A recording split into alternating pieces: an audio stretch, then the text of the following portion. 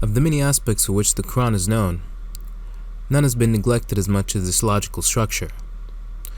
A core tenet in logical thinking is the principle that meaning gains from relations. Any component, call it a logical entity, can be determined only if and when we determine the precise position and role which it fulfills in a definite system. It's for this reason that logicians and philosophers of language of the likes of Aristotle or Frege, who are founders of systems of logic, assert the priority of this sentence over the word, like Frege, or that the whole precedes the parts, as in Aristotle. This whole is not necessarily the sentence in which a word is localized. This is a mere case. The true whole that truly precedes is the specific system, here language, by which is made possible the act of introducing, locating, or localizing words. For the act of predication, defined as the act of attributing a property to an object, for instance, in the proposition Socrates is mortal, where mortal is a predicate, we predicate regardless of whatever structure the proposition assumes. Any linguistic unit formulated in the activity of speech is predicative. We are disposed, in virtue of the laws, or, as in Benjamin Lee Whorf's phrase, obligatory phenomena, which govern this or that language or any other language equivalent system, to express different propositional schema depending on the demands or sign situations which experience exercises upon us. We find that different languages have different word-forming or concept-forming patterns, where in English or Germanic languages, a single word generally suffices to describe complex and contextually diverse activities, like washing or eating. We find in certain Native American languages that the single term washing is designated by 13 different verbs, according to whether it applies to the washing of hands, face, bowls, garments, meat, etc. As for the verb to eat, we find that no Native American language has an equivalent term. Instead, we find a plurality of specifications. Different verbs are modified by the nature of the thing consumed. Thus, eating is what we're eating. Animals, vegetables, etc. Also occurs devices that indicate whether the meal is being had by an individual or if it's had in common. This is merely a case of the wider question surrounding the notion of a system. No activity or phenomena is simple, as our senses often lead us to believe, but rather always the exponent of the relations of a certain complex system. Or, as Cassary put it, only in given existing substances are there various determinations of being thinkable. Substance here being synonymous to system. This is why in the Judeo-Christian tradition, special emphasis is laid upon the word. This is because the act of speech, that is, the positing of a word, is an operation involving the whole of the language system being used, and it's the word's belongingness to this overarching system that makes it a meaningful word. I.e., wider connections give a certain connection meaning. But this system is something we bring with us to a possible sign situation. In fact, we bring the appropriate systems to the sign situations that are appropriate to them. A physicist brings with him a certain mathematical or geometrical model. A lawyer brings with him the legal system appropriate to that particular case. A speaker of language brings with him the alphabet. The roles which each of these things fulfill in their respective areas are, by this fact, the same. That is, we can identify in any field of inquiry the same tendency of predication, and predication, in the widest possible sense, is this act of positing or introducing a system of functions or relations. The point of showing these examples is to prepare the way for the question: if our orientation towards a subject matter is determined by the subject matter itself, what sort of system is the Quran? Surely it must itself be one. There is mainly one distinct property which characterizes the structure of the words in the book, and it's the Hegelian dictum that things or ideas are constituted by their relations. More specifically, relations whose foci are concepts. A Quranic word, for example, is often a member of a class of words. This we call a consinity, and its definition is obtained by finding out the position which it occupies in such a system. A great example is the word ad-duha, describing the instance in which the sun is visible in the sky. We find that this word belongs to a class of words related to one another as various approximations of the concept of sun. It's clear to anyone who has observed the phenomenon of sunrise that it consists in phases, distinct phases, each of which characterizes a definite transitive stage in a continuum, whereby the sun is the index, and its surrounding terms are all indicative of a certain state of this object. We begin with absolute negation or opposition. This here is the moon, al-Qamar, which is the antonym of the sun, and then, as though by mimicking the real cosmic relation between them, we begin by observing the different phenomena that capture the transition from the moon all the way to the sun. We begin with the moon, the night, the daybreak, the day, and finally the sun. All word relations in the Quran can be understood the same way, that each concept belongs to a constellation of words. Words which can only be understood in relation to said constellations. This is a very simple approach, as intuitive as a slave kit from Plato's Meno found geometry. What we do is find out what group of words a given word belongs with, and with which in concert it forms an overall inclusive concept, i.e. concinnity. Call this method eidetic or transcendental reduction, which is an actual method developed by Edmund Husserl.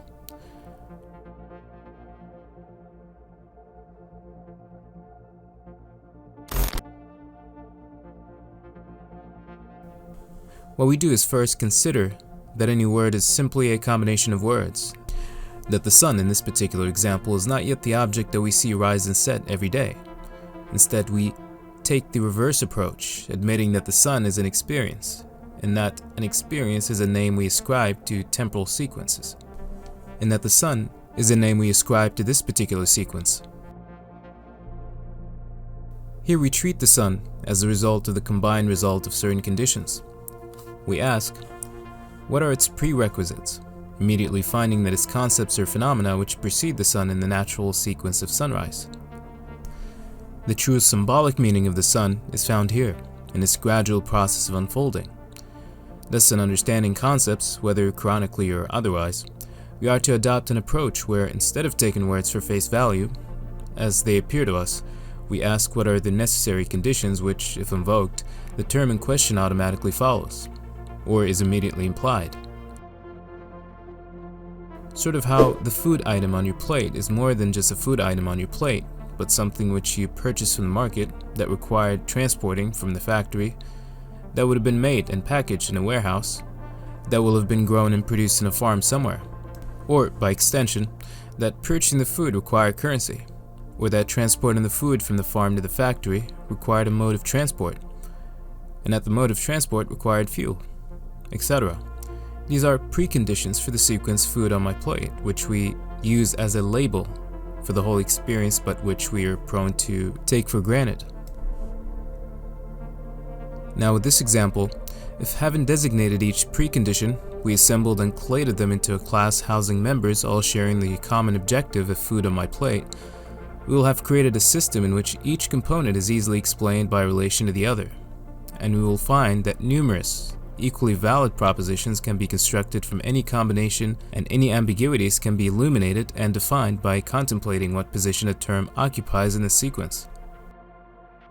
We will say that factory is a place where food is packaged and delivered to the market, or that the farm is a place wherein food is grown to be sent to the factory to then be transported to the market.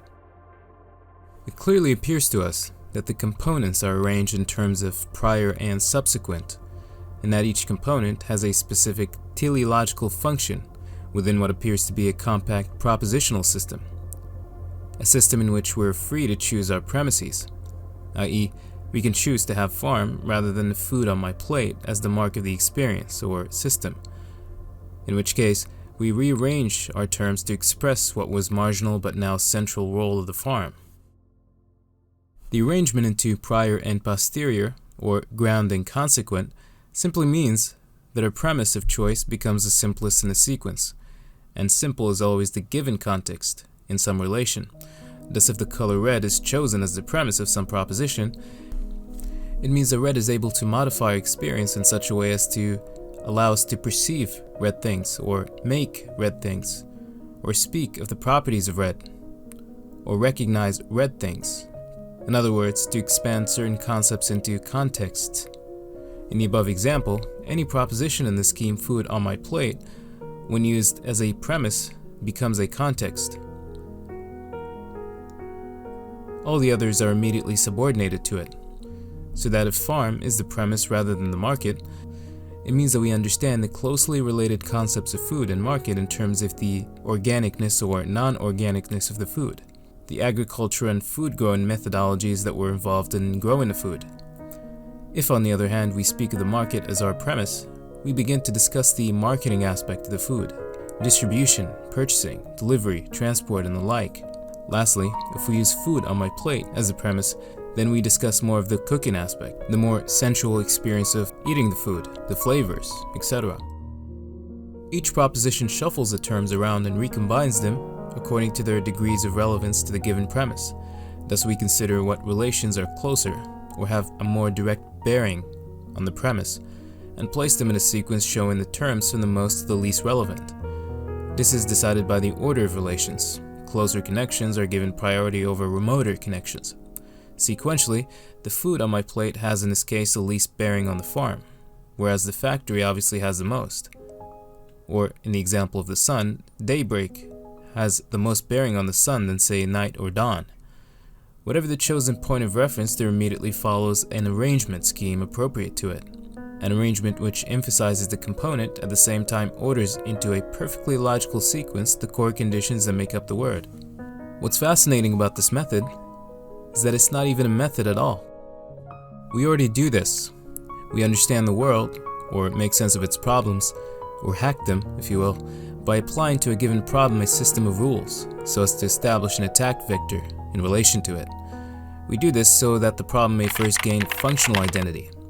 Here the system of language takes care of the most basal of our cognitive operations, and allows for said problem to be articulated, albeit as a problem, but where too simple and insufficient, as often is, to give a clear and adequate expression of the problem, being that said problem in those cases is too complex for language, we apply on top of this basal system a more complex system. This may be mathematics, physics, geometry, etc., which offer deeper and more nuanced, albeit linguistic, articulations of the same problem. Nonetheless, the approach proves universal and uniform in its proceeding. It simply wants to define problem X, any word or idea if you're choosing, within a system Z. System Z, in turn, not only tells us what problem X is, but how to solve it, and shows all the combinations in which the problem figures. Thus in the Quran, all concepts are actually built on this quite intuitive and innate principle of composition or combination. It treats concepts like the sun as a logarithm, which says that the sun is the sum of certain conditions, and then ascribes to this sum the same unified being as the sun, i.e., it creates a negative sun, or a precessive sun that illuminates the positive sun. It then calls the negative sun by a different name, i.e., the moon. Thus the moon is a negative sun, or its coefficient, a concept which stands in relation to the sun as the sum of its conditions, or what in mathematical topology is called a many-to-one relation, i.e., to be able to represent any complex idea in a simple one-word formula, we need a mechanism that condenses all the elements that make up this complex notion into a simple, comprehensive yet comprehensible form. Thus, when we think of the sun, we're essentially constructing it out of the conditions of night, dawn, daybreak, day, etc., i.e., its natural order. But we take the further, very crucial step of treating, semiotically, the construction of the sun as an object equivalent to the sun, but whose function is to symbolize the constructive sequence rather than point naively to the object itself. In other words, we isolate from every given idea or mental image, apple, car, sun, earth, the process of constructing them, i.e., rethinking how they came to be self-evident objects in the first place. Then we extract from these attempts at construction their unique modes, conditions, and ingredients. This reduces our otherwise self-evident, naive ideas, or in Plato's words, opinions, into programs or models. And these programs, or models, insofar as their keys or instructions for accessing the things in question, are the negative form of the ideas that we're constructing, and which have their own being. This is a role which darkness serves with respect to the light, or the invisible with the visible, or falsehood with truth. In our chosen example, the moon with respect to the sun. Now every random idea has, as in Hegel's system, an antithesis.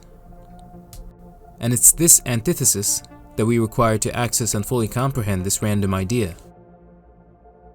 This is a common method in symbolic logic and mathematics that's hardly used in language, but which seems especially tailored to be used in language. Plato long ago wrote that sense impressions, or sense perceptions, are awakeners of thought, defining these as everything which comes into sense at the same time as its opposite. He makes this the principal condition for thought, disclaiming that what does not pass into an opposite perception does not stimulate and therefore does not arouse thought. That being said, now apply this dynamic to every concept. Any idea that we may encounter, we say has a coefficient.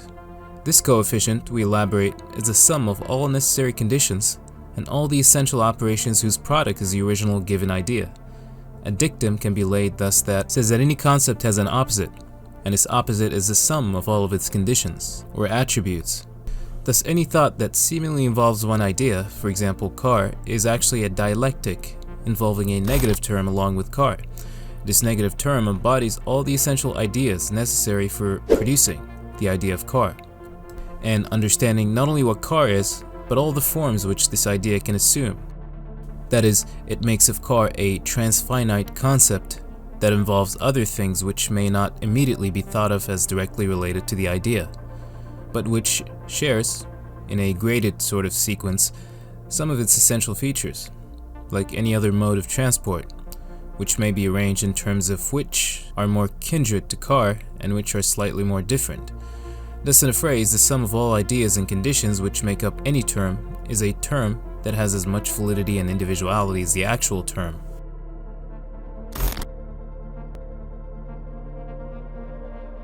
As we can see, dualism or duality is essential, and the dual representation of any process stresses the fact that any given process consists of two main elements, one of which serves as constructive and the other as the element being constructed. This intends to capture the idea that our own thinking about things involves us as surrogates for objects of thought, that we actually embody in the process of forming ideas the negative forms of these ideas, that in some methodological sense, I'm the moon whenever I'm observing or contemplating the sun, that I'm the light whenever I'm observing the darkness, i.e. disambiguating, or the darkness whenever I'm observing the light, i.e. obscuring.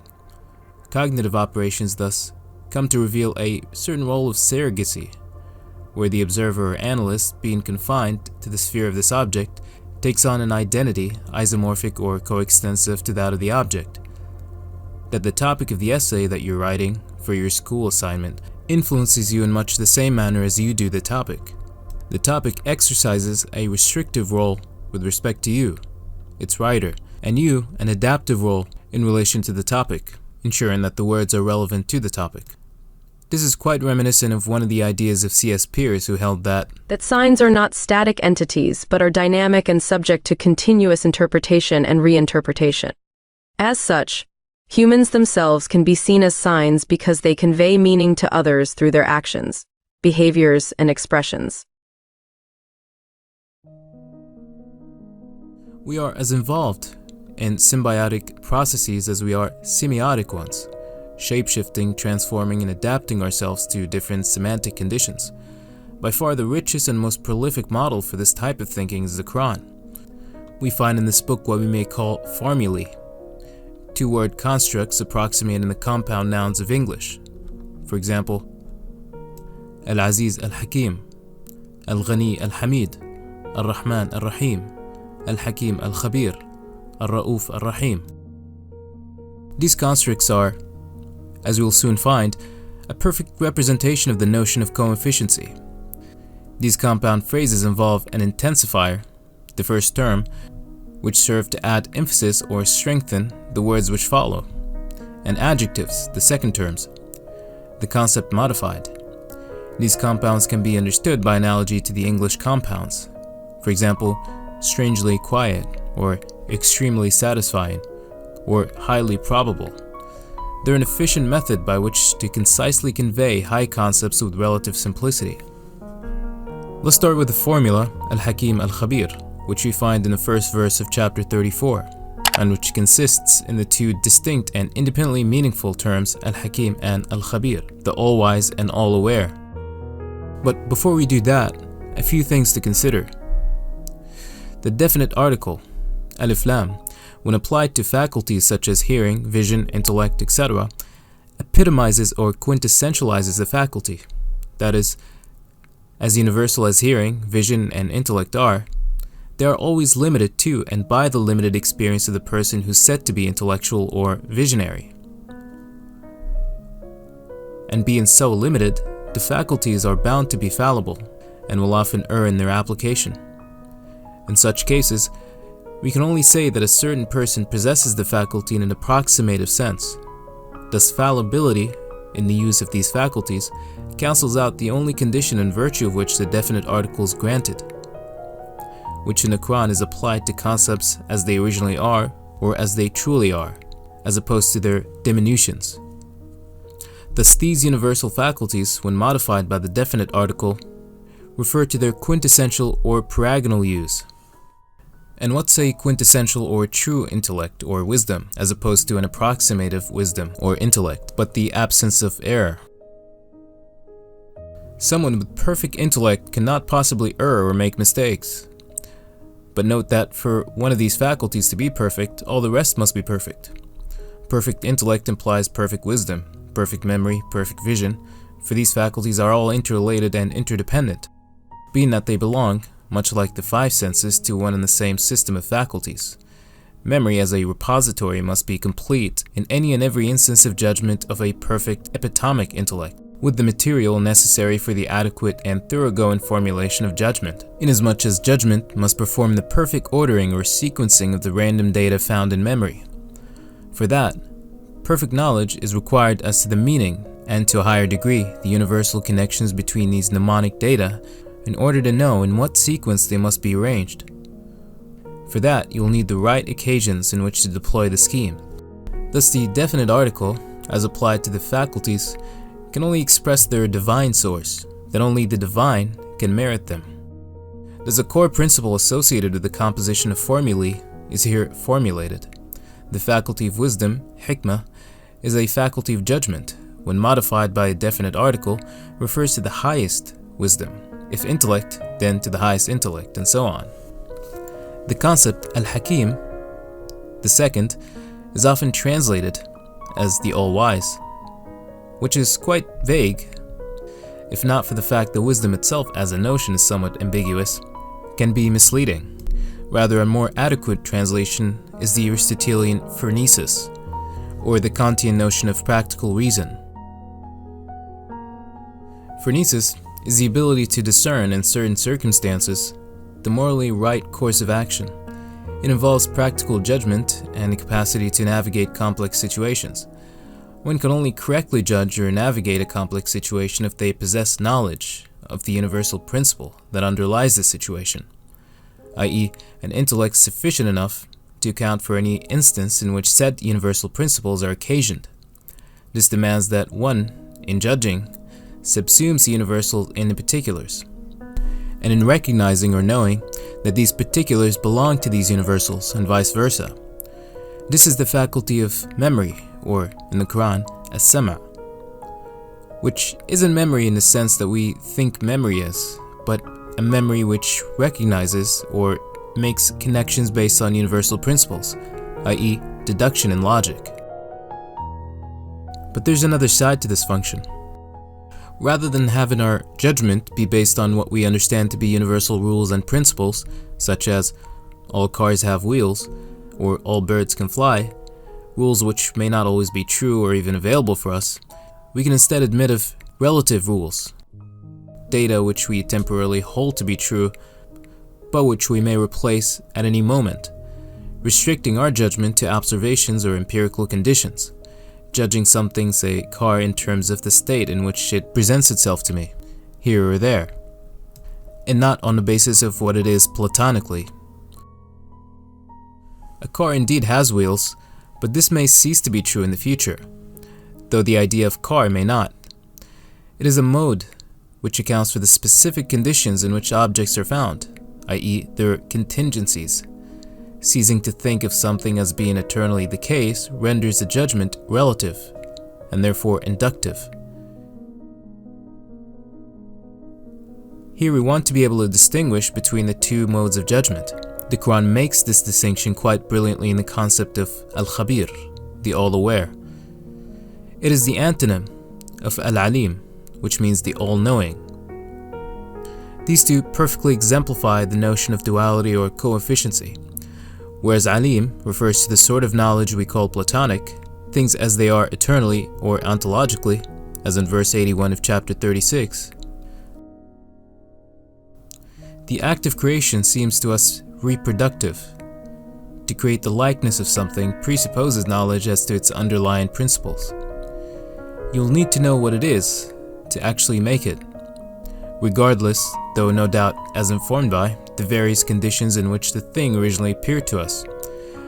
The use of Alim here reflects knowledge as ontological, knowledge of things as they eternally are, the sort of knowledge that tells us what things are in themselves and not the contingent forms in which they may assume for us in experience. The addition of the definite article points to this knowledge as absolute and therefore divine, the sort of knowledge that will allow you to create things, highlighting the necessarily universal conditions involved in each act of creation. As indeed is logically the case, to create something is to create it as it is in distinction from what it's not.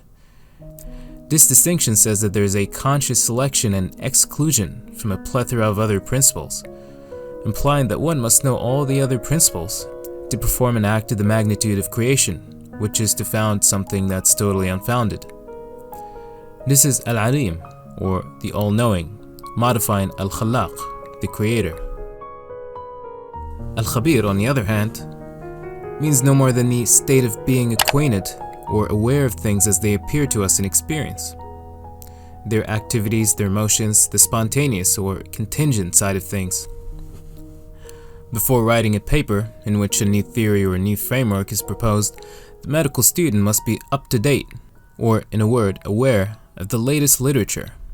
He must be well informed as regards the news, the latest developments that have been taking place within the industry. In order to accurately report an event, a journalist must be sufficiently aware of the details of the event, or at least the chain of other events involved in the one that's being reported. A judge in court must account for all that has taken place in a criminal case, for instance, in order to build sufficient judicial ground to pass judgment. In other places, this is called scaling. The larger the amount of data we manage to assimilate, the more informed, so we think, our decisions, which is true, but only insofar as these data are included within the framework of understanding a certain phenomenon. In one case, we look for the eternal and changeless in things. On the other, we look for all the changes of which a thing is capable. But in precisely this dynamic is found the real kernel of what constitutes identity. We may say that in all the changes or activities of which a thing is capable, there are only a few core principles and everything else is a repetition. In a computer system, for example, what does not change are the main functions consisting of the processor, the RAM, the memory, and others, which the computer system would decidedly not function without. Data or information, lower and higher level programming languages, are on the other hand what repeats. The core principle, i.e. the hardware, decides the nature of the output, i.e. what repeats, yet what repeats informs the nature of the input, what does not repeat, or what does not change.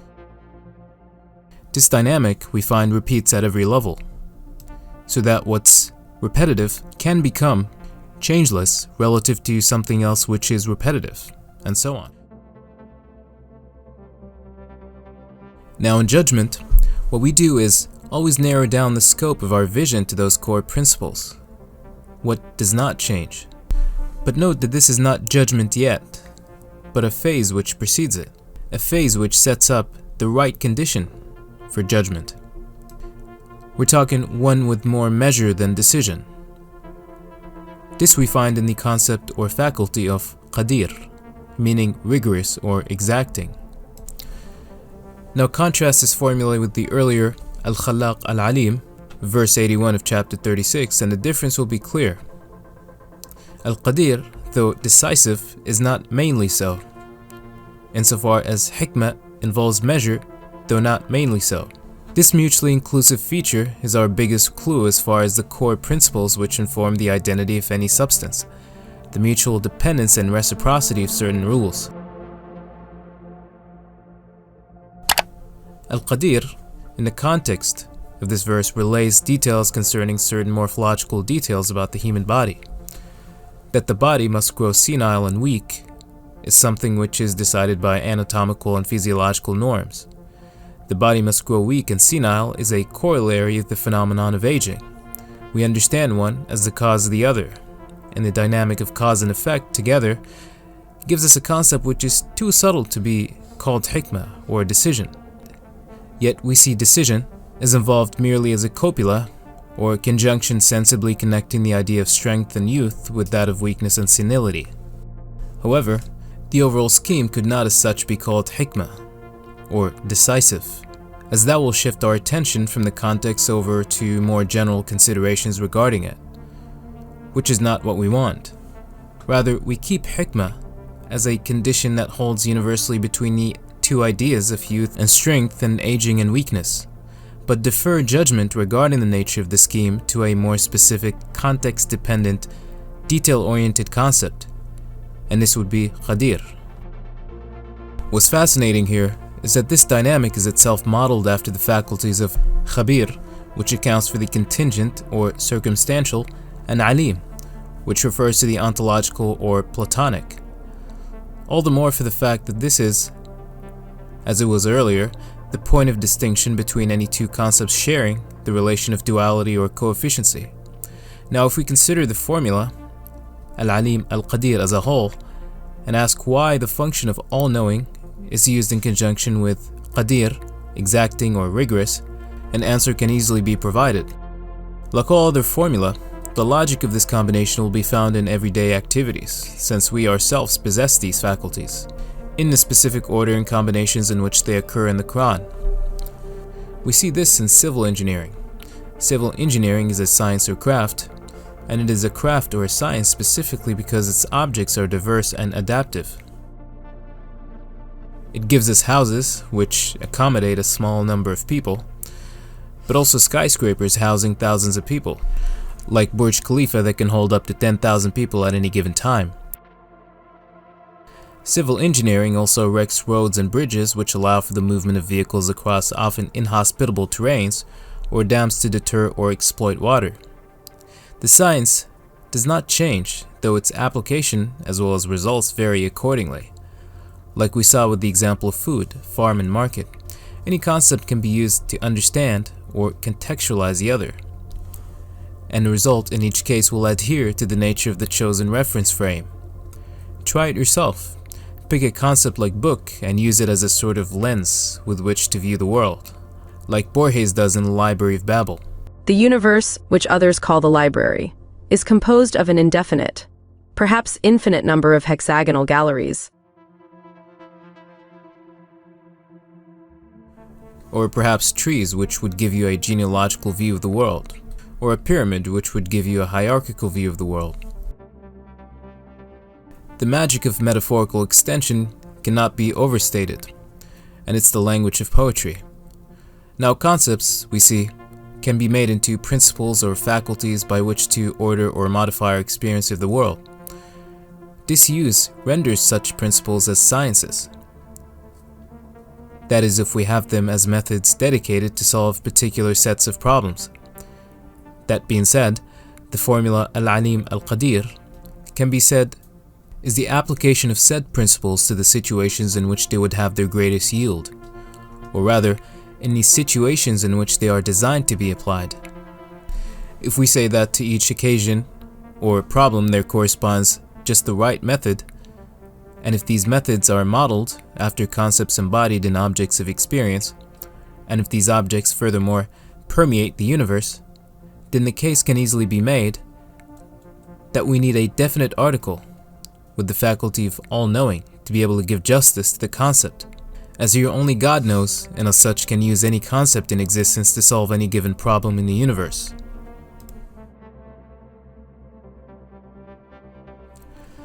Objects of experience are actually ideal principles, and it's this ideality, i.e., that a book can be metaphorized into a world model as in Borges' story, or trees as in genealogy, that constitutes the engine, or in Leibniz's phrase, vis viva, living force of any given life form, physical or ideal.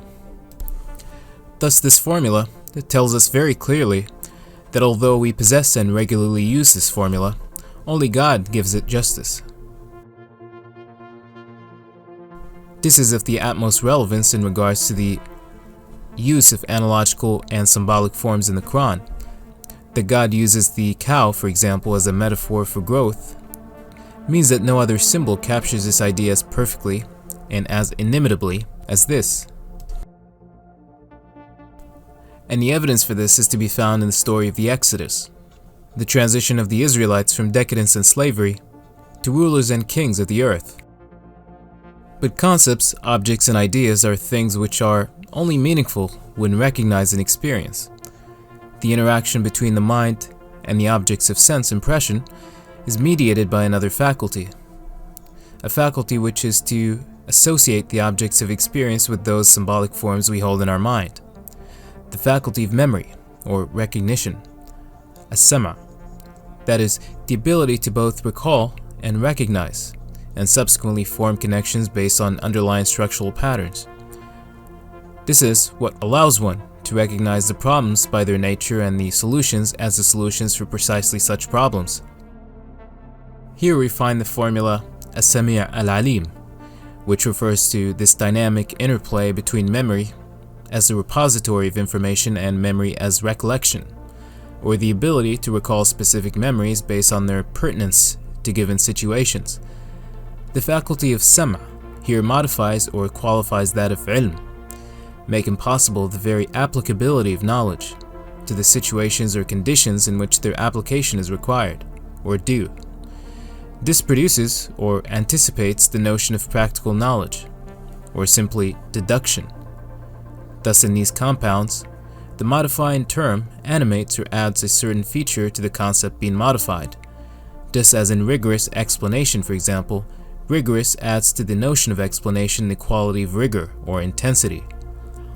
Like the following verse, where Abraham asks God to accept a good deed of his, invoking the formula, to say that God will recall this deed, that this deed will be accounted for, and that it's not in vain.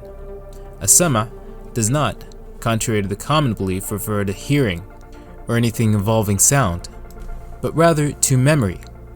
Hearing is nothing if the thing heard could not be recalled. Thus hearing is just an indirect reference to memory, just as the heart is an indirect reference to creed or the hand to possessions.